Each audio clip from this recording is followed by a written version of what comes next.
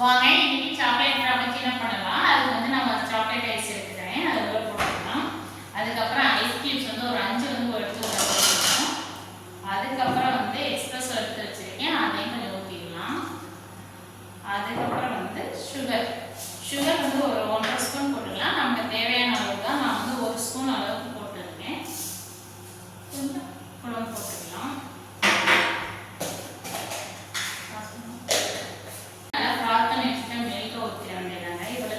அப்படியே blend பண்ணி எடுத்துட்டோம்னா நமக்கு காஃபி ரெடி ஆயிடும். இதில் கொஞ்சம் சாக்லேட் சிரப் ஊற்றிக்கோங்க. சாக்லேட் சிரப் சுற்றி ஊற்றிட்டோம்னா அந்த பார்க்குறதுக்கு அது வந்து அழகாக இருக்கும். அதுதான் அவ்வளோதான், போதும். அதுக்கப்புறம் ஒரு 4 ஐஸ் கியூப்ஸ் போட்டுக்கலாம்.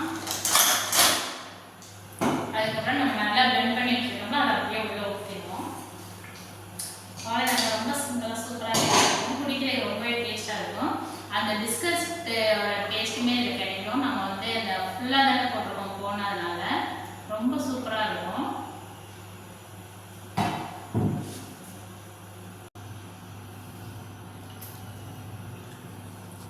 வாங்க டேஸ்ட் பண்ணி பார்க்கலாம்.